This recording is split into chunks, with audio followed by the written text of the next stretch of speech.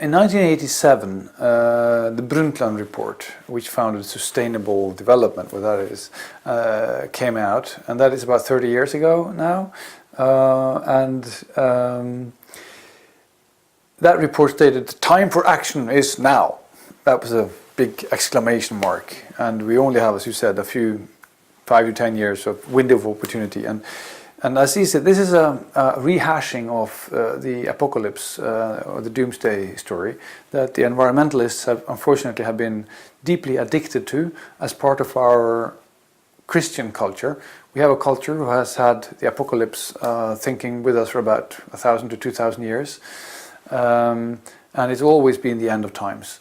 So it's really a state of mind that does things to us rather than a point in the calendar. It's not the end times is not a date in the calendar.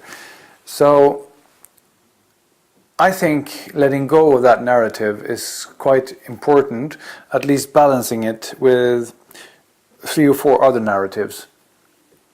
One narrative is the smart green growth model, where you see that growth is not just in volume, but it's more like a tree. A tree keeps growing even if it doesn't grow taller. It grows more roots, it grows more nuanced interactions with insects, with birds, with the whole ecosystem gets richer because it keeps growing and breathing even though it doesn't get taller.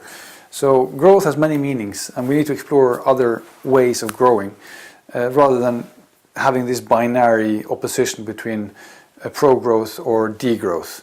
I think that's a stupid discussion to have. The question we want to have is, what kind of growth can we have in our societies? Just as the tree says, what kind of growth? Should I have a branch, drop it there? Should I have something more this way?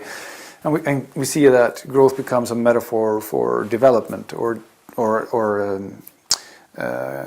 qualitative change. In addition to that, I think we need a narrative that is more focused on the well-being of people. We should speak more about what actually makes our lives worth living, happiness, joy, and we do know that it's not more material consumption.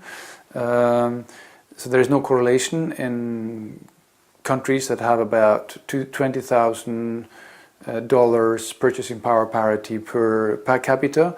From there on, it doesn't really matter. And the policy changes, moving from promoting growth to promoting well-being of people. And there's, of course, the equity aspect of that as well.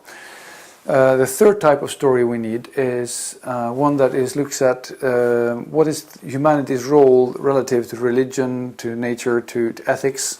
And we had a culture that has been looking at domination as the main narrative for about 1,000, 2,000 years. And shifting that from domination to stewardship, what does it mean?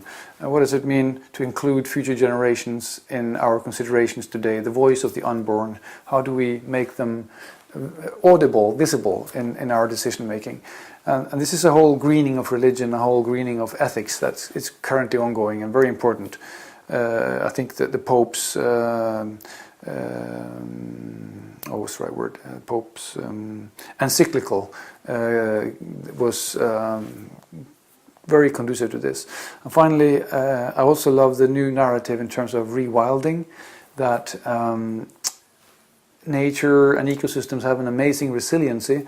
If we give them the slightest chance, they will bounce back, and the wild animals come back, and the rivers come back to life, and the fish come back, and the trees and the forest and the soil can regrow, and both humans and nature benefit when we collaborate rather than humans destructing it. So how can we move towards a wise rewilding? And many people find that incredibly motivating. So these are 4 stories that would replace the apocalyptic one that environmentalists have been overusing. It's the green growth is smart, it's the happiness is more important than material consumption, it's the stewardship story and rewilding. And of course they hit different audiences, but they are not mutually exclusive. So rather than one story replacing that one dominant modern apocalypse story, we have several different stories that reach different audiences, different segments of the population, both the religious, the socially minded, the economists and the entrepreneurs, and the most hardcore nature lovers.